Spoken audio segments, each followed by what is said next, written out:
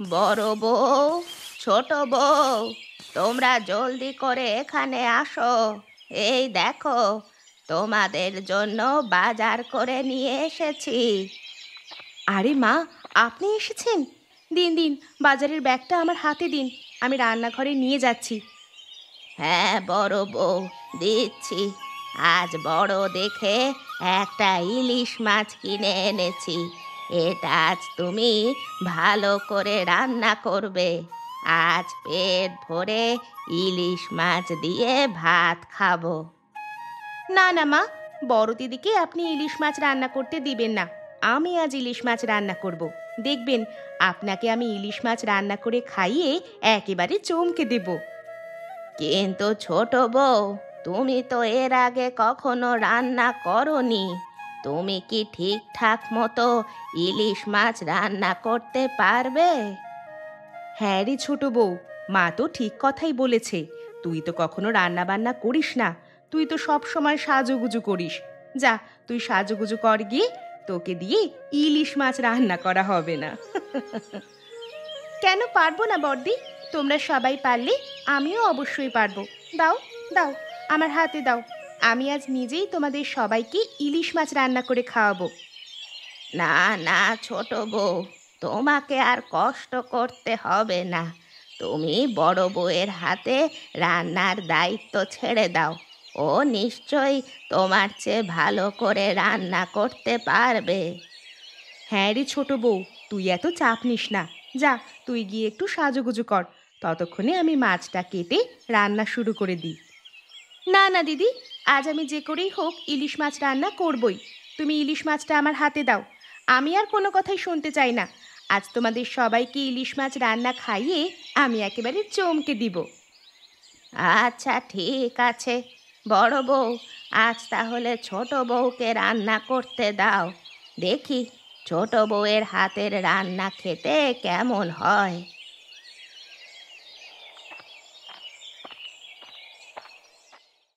আজই প্রথম শাশুড়ি মা আমাকে মাছ রান্না করতে দিল। যে করেই হোক আজ মাছের তরকারিটা খুব সুন্দরভাবে রান্না করতে হবে। একবার যদি আমি সুন্দরভাবে মাছ রান্না করে শাশুড়ি মাকে খাওয়াতে পারি, তাহলে এই বাড়িতে বড় বউয়ের আর কোনো প্রয়োজনই পড়বে না। এরপর থেকে এই বাড়িতে শুধুমাত্র আমি একা রাজ করব।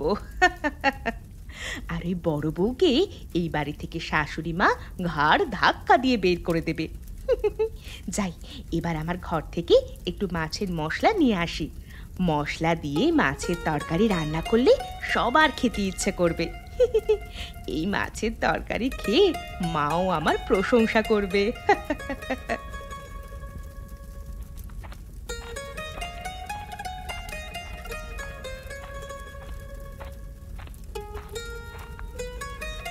এই তো ছোট বউয়ের রান্না করা মাছের তরকারি দেখছি।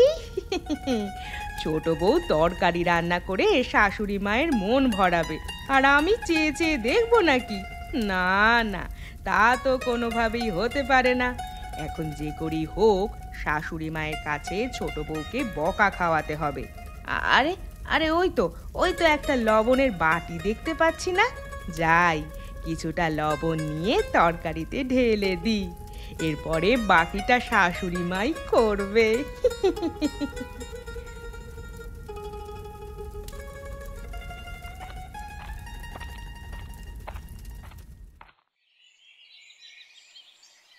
আরে বাহ ছোট বউ, তুমি আজ কি রান্না করেছো?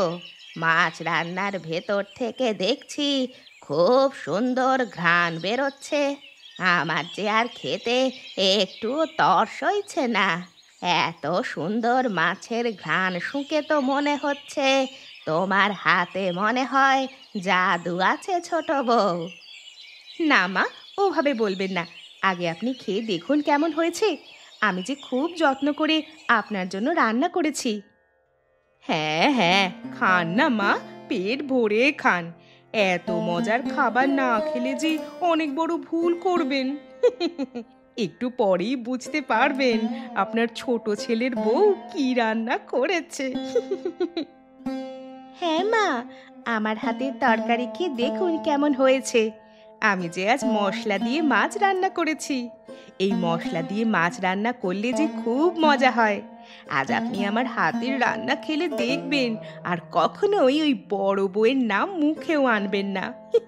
তখন আমি এই বাড়ি থেকে আপনার বড় বউকে তাড়িয়ে একাই রাজ করব।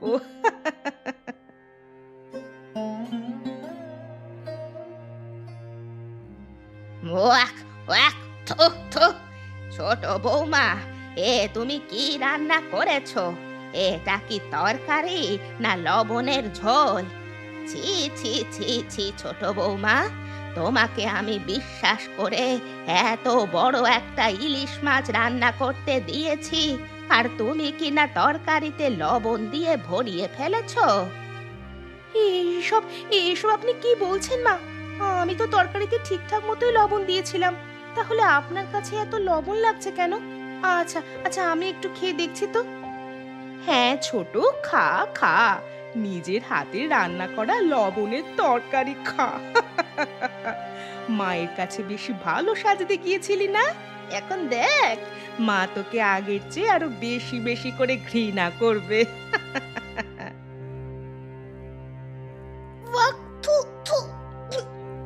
এ কি মা, আমি তো তরকারিতে ঠিকঠাক মতোই লবণ দিয়ে রান্না করেছিলাম, তাহলে এত লবণ বেশি হলো কেন?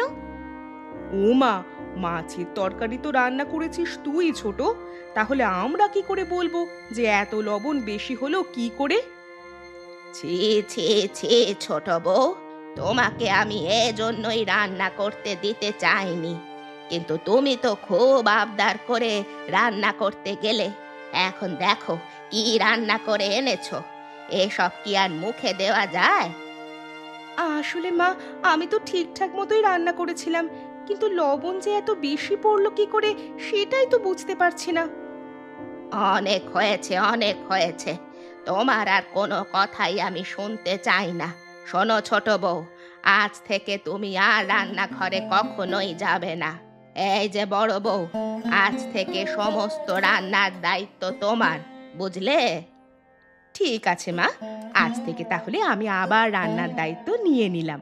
আপনি কোনো চিন্তা করবেন না মা, আমার হাতের রান্নায় কখনোই আপনি লবণ বেশি পাবেন না। তাই যেন হয় বড় বউ। আর একটা কথা শোনো বড় বউ, এখন তো আর এসব দিয়ে কোনোভাবেই ভাত খাওয়া যাবে না। তুমি গিয়ে বরং আমার জন্য একটু শাক ভাজি রান্না করে নিয়ে এসো। ঠিক আছে মা, আমি এক্ষুনি আপনার জন্য শাক রান্না করে নিয়ে আসছি। আপনি আপনার ঘরে গিয়ে বসুন মা, শাক রান্না হয়ে গেলে আপনাকে আমি খেতে ডাক দিব। আচ্ছা ঠিক আছে, আমি তাহলে আমার ঘরে যাই। রান্না হলে কিন্তু আমাকে ডাক দিবে, বুঝলে?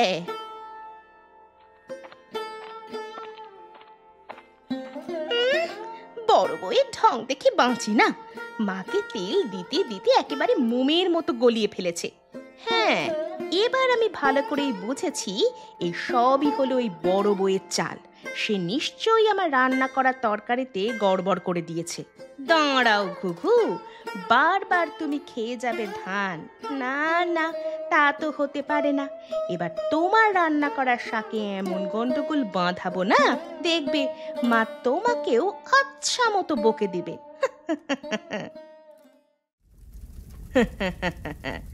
আর ছোট বউকে বেশ ভালো করেই জব্দ করেছি। আমাকে বুড়ো আঙুল দেখিয়ে ও নাকি নিজে গেছে রান্না করতে, দিয়েছি রান্না করা তরকারিতে লবণ ঢেলে। ছোট নিশ্চয়ই মায়ের মন জয় করতে চেয়েছিল, কিন্তু উল্টে মায়ের বকা খেয়ে ফিরে আসতে হলো। যাই, আমি জলদি করে শাকটা রান্না করে মায়ের জন্য নিয়ে যাই।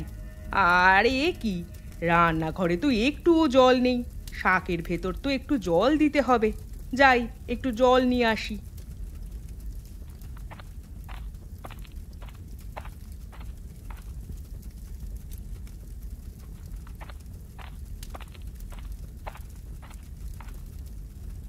আজ আমি কত সুন্দর করে মাছের তরকারিটা রান্না করেছিলাম। চেয়েছিলাম আজ মাকে নিজ হাতে রান্না করা মাছের তরকারি খাইয়ে তার মনটা জয় করে নিব। তার মনটা একবার জয় করতে পারলে বড় বউকে এই বাড়ি থেকে তাড়াবো। কিন্তু ওই বড় বউ আমার সব পরিকল্পনা ভেস্তে দিয়েছে। দাঁড়াও বড় বউ, মায়ের কাছে ভালো হওয়া তোমাকে দেখাচ্ছি। আজ আমি যে করেই হোক তোমার একটা না একটা ক্ষতি করবই। যেভাবে তুমি আমার ক্ষতি করেছো, ঠিক সেভাবে আমিও তোমার ক্ষতি করব। বড় বউ, তুমি যদি চলো ডালে ডালে, তাহলে আমি পাতায় পাতায়।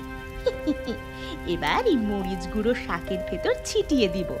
মা যখনই মরিচের গুঁড়ো মেশানো শাক খাবে, তখন নিশ্চয়ই বড় বউকে ইচ্ছে মতো বকবে।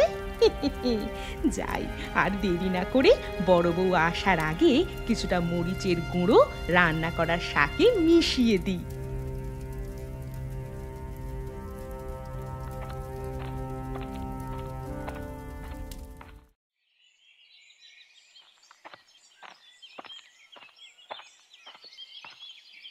মা, এই নিন, আপনার জন্য শাক রান্না করে নিয়ে এসেছি।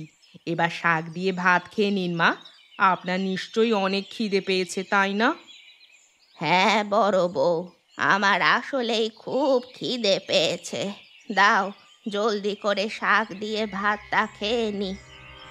হ্যাঁ মা, খান খান, জলদি করে আপনার বড় বউয়ের হাতে শাক রান্না খান।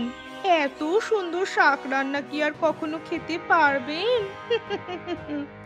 আপনি শাক রান্না খেয়ে ইচ্ছে মতো বড় বউকে বকে দিন, আর ততক্ষণে আমি এখান থেকে পালাই।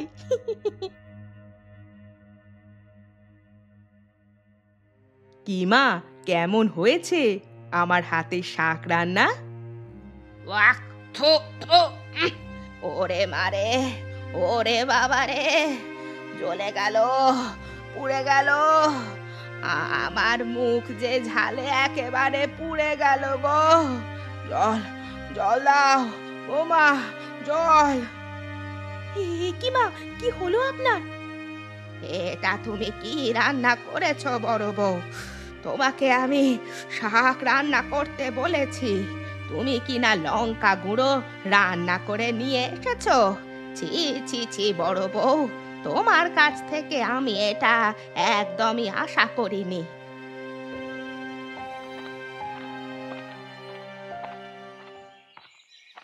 না, বড় বউ আর ছোট বউয়ের ঝগড়া আমার একদমই ভালো লাগে না। এদের দুজনের ঝগড়ার কারণে সংসারে যত অশান্তি। আর যদি ওরা দুজন মিলেমিশে থাকতে পারতো, তাহলে আমার আজ এই অবস্থা হতো না। কখনো ঝাল আর কখনো লবণ মেশানো তরকারিও খেতে হতো না। যাই, বাজার থেকে একটা মাছ কিনে আনি, কি আর করব। আজ না হয় আমি নিজেই রান্না করে খাবো, ওদের আর রান্না করতেই দেব না। ওদের রান্না করতে দিলে কখন আবার কি দুর্ঘটনা ঘটিয়ে ফেলে কে জানে।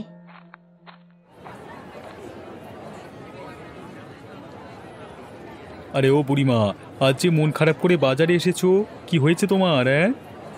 সে অনেক কথা বাপু, অত কথা কি আর বলা যায়? ঘরের সমস্যা, বাইরের সমস্যা, খেতে সমস্যা, বসতে সমস্যা, চারিদিকে শুধু সমস্যা আর সমস্যা। এভাবে কি আর বাঁচা যায়? আহা, কি সমস্যা সেটা তো বলবে বুড়িমা। সমস্যার কথা বললেই তো সমাধান হয়ে যায়। বলো বুড়িমা, তোমার কি হয়েছে? আরে, আমার দুই ছেলে মানিক আর সুজনের বউ সারাটাক্ষণ একজন আরেকজনের পেছনে লেগেই থাকে। ওদের এই পেছনে লাগার কারণে আমার সংসারে যত অশান্তি। কখনো লবণ মেশানো তরকারি, আবার কখনো মরিচ মেশানো শাক রান্না। এভাবে কি আর সংসার করা যায়? ও এই সমস্যা, এটা তো একদম সহজে সমাধান করা যায় বুড়িমা। কি সহজেই সমাধান করা যায়? কিন্তু কিভাবে রতন? আমাকে সব খুলে বলো তো বাপু। হ্যাঁ বলবো বুড়িমা, তোমাকে সব খুলে বলবো। তার আগে আমার কাছ থেকে 1 কিলো মাংস কিনে নিয়ে যাও, আর বাকিটা আমি তোমার কানে কানে বলে দিচ্ছি। আচ্ছা ঠিক আছে, দে তাহলে আমাকে 1 কিলো মাংস, আর সাথে বুদ্ধিটাও দে।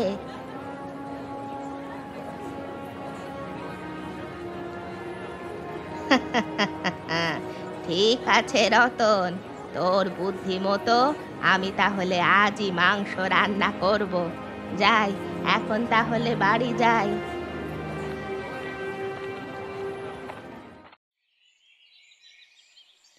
আরে এ কি মা, আপনি কেন রান্না করতে বসেছেন? আমার কাছে দিন, আমি আপনাকে খুব মজা করে মাংস রান্না করে দিচ্ছি।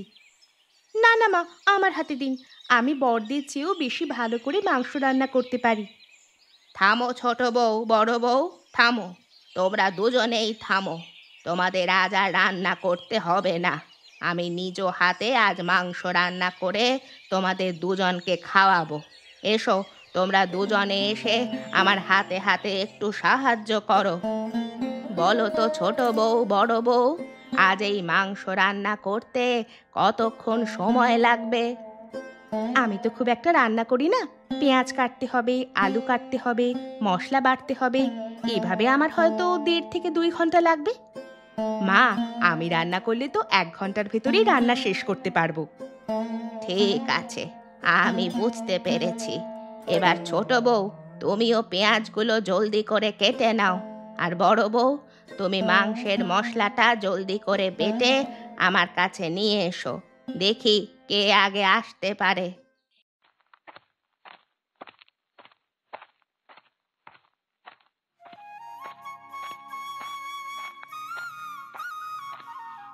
দেখুন মা, আমি ছোটর আগে সবগুলো মশলা বেটে নিয়ে এসেছি।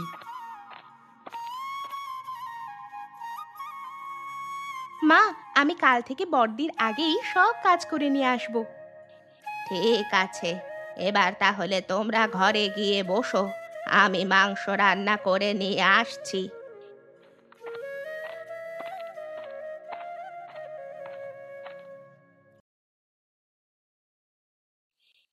এই নাও বৌমা, তোমাদের জন্য আমি মাংস রান্না করে নিয়ে এসেছি।